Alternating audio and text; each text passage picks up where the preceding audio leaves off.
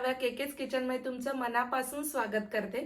तर आज सर्वप्रथम मला एक गुड न्यूज तुमच्यासोबत शेअर करायची आहे की केकेस किचनची एक मोगलाई चिकन ही रेसिपीने आता 50,000 व्ह्यूज क्रॉस केले आहेत। त्यासाठी तुमच्या सर्वांचे मनपूर्वक आभार। तुम्ही असेच प्रेम केकेस किचनला देत राहा। तुमच्या काही प्रतिक्रिया असतील, तुमचे काही सजेशन्स असतील किंवा तुम्हाला कुठली रेसिपी बघायची असेल तर ते आम्हाला कमेंटद्वारे नक्की कळवा। तर आज आपण एक व्हेज रेसिपी घेऊन आलो आहोत जी खाल्ल्यावर तुम्ही नॉनव्हेज खाणं नक्कीच विसराल। तर आज आपण बनवणार आहोत मशरूमची भाजी। ही भाजी चवीला अप्रतिम होते, अगदी हॉटेल सारखी होते। घरच्या घरी ती तुम्ही नक्की बनवू शकता। तर ती बनवायला हा व्हिडिओ शेवटपर्यंत नक्की बघा आणि चला लगेच रेसिपीला सुरुवात करूया। तर मशरूम मटारची भाजी बनवण्यासाठी लागणारे साहित्य मी तुम्हाला सांगते। इथे मी 200 ग्रॅम मशरूम घेतलेले आहेत, त्याचे मी असे बारीक पीसेस करून घेतलेले आहेत। 1 वाटी इथे मी मटार घेतलेले आहे। 1 मोठा कांदा बारीक चिरून घेतलेला आहे।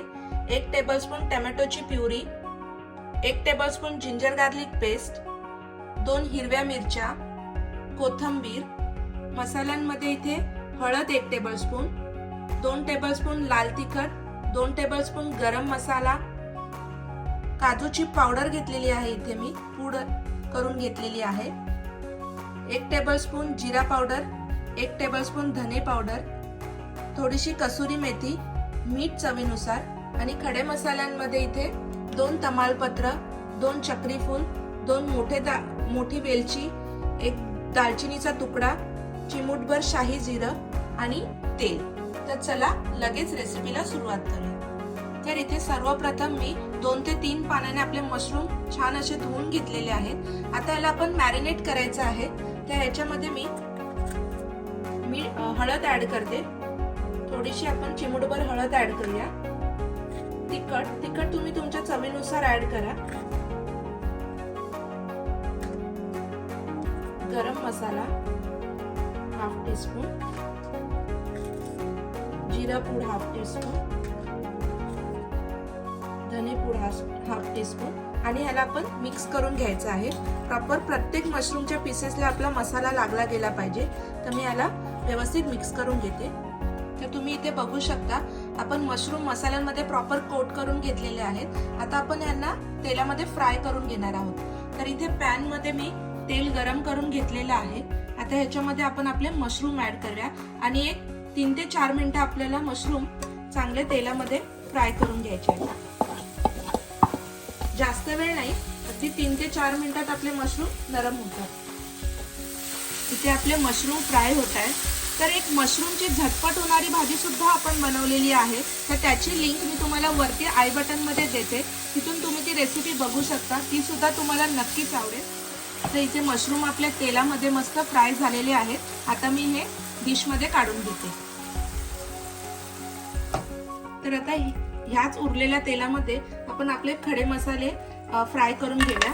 आता आपण मशरूमची प्युरी तयार करायला सुरुवात करूया मसाल्याची। आता याच्यामध्ये मी जो बारीक कापलेला कांदा आहे तो ऍड करते आणि कांदा सुद्धा आपल्याला लालसर फ्राय करून घ्यायचा आहे तेलामध्ये। कांदा नरम होण्यासाठी याच्यामध्ये मी मीठ ऍड करते।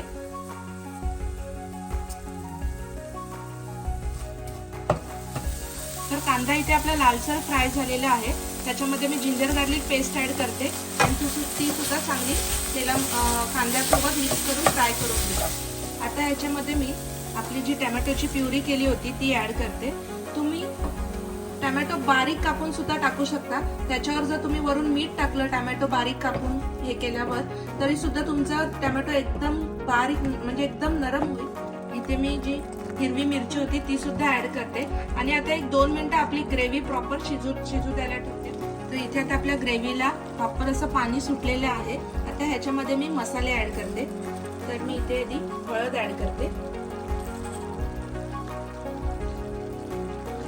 लाल तिखट आपण मशरूमला सुद्धा लावलेलं, तर त्याच्यानुसार तुम्ही कितपत तिखट खाता त्याच्यानुसार ऍड करा।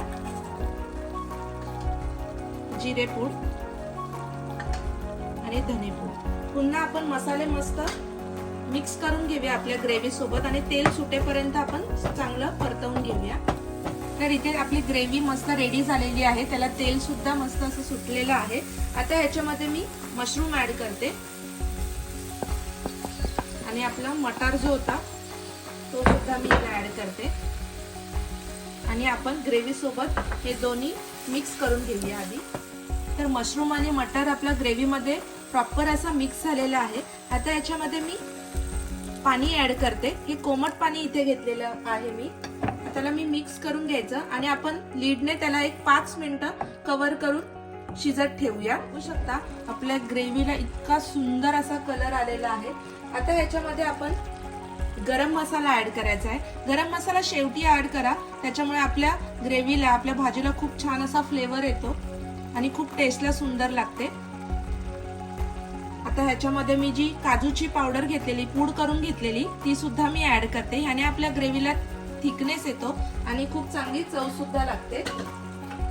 जर तुमच्याकडे काजू पावडर नसेल तर तुम्ही शेंगदाण्याचा पावडर करा, कूट नका टाकू, शेंगदाण्याची सुद्धा बारीक अशी पावडर करून सुद्धा तुम्ही ऍड करू शकता।